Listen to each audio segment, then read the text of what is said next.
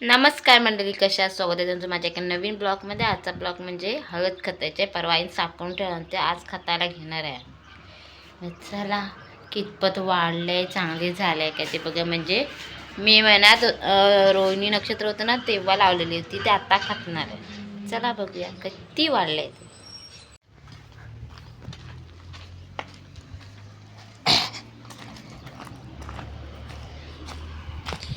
इथे सगळी हळद लावलं नाही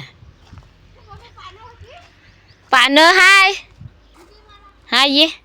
आणि मग काल म्हणजे ते हळद लावते ना ते सगळी सुकलेले पानं होते ते काल सगळा कचरा वगैरे साफ केलं नाही आणि आज ते खतायचे। काढायला पण घेतलं त्याला खताला बोलत होतीस ना विण्याला काय काढी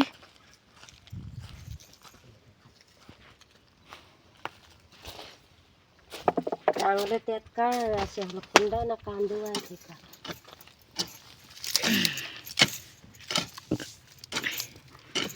चांगली झाले हळद दी।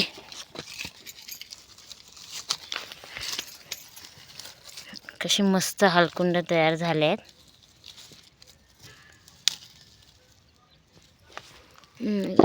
मस्त हळकुंड तयार झाले। अशी हळकुंड तयार ही अशी हळकुंड ही अशी बघा ही अशी मस्त तयार झाले आणि असं काढायचं एक एक आणि त्याचा कांदा असतो ना जो पुरून ठेवला होता तो तसाच ठेवायचा कारण तो चांगला मस्त राहतो बियाणाला। हे अशी मी हळकुंड काढले आहेत आणि त्याचा हा कांदा आहे दोन झाले त्याला फाटे फुटले। हे असे कांदे हे कांदे आता पुढच्या वर्षीला बियाणाला ठेवायचे परत रुजायला हळद। हे बियाणाचे कांदे ठेवायचे बाजूला काढून ते मी इथे ठेवलं आणि हळकुंड हे ते ठेवायचे। नंतर मग त्याला कापून म्हणजे गरम पाण्यात उकळून त्याला कापून सुकायला ठेवायचं आणि मग त्याची हळद बनवायची।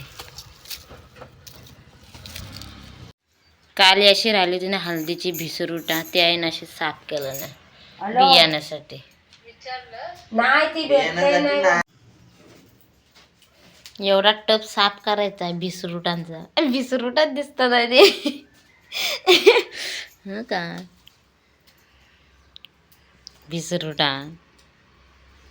पाय पसरलेली ती भिसरुटा साफ केल्यानंतर ना त्यांची मुलं काढून झाल्यानंतर असा कांदा ठेवायचा मोड यायला बियाणाला। मग आजचा ब्लॉग इथे संपवते। व्हिडिओ पुढच्या ब्लॉगमध्ये तुम्हाला लाईक कमेंट आणि सबस्क्राईब करायला विसरू नका। आणि जे आता हळद आम्ही साफ केले ना ते आधी चांगली धुतणार आणि मग ती चांगली शिजवणार आणि मग ती कट करून म्हणजे गरम गरमच कट करून मग ती सुकायला टाकणार। 3-4 तरी उन्हं लावले आणि कडक कडक सुकली की मग तिची मस्त हळद तयार होते। मग त्याचा ब्लॉग मी पुढे टाकेनच। मग आज हा माझा ब्लॉग पूर्ण बघा कसा वाटला कमेंट करून सांगा आणि लाईक आणि सबस्क्राईब करायला विसरू नका। बाय।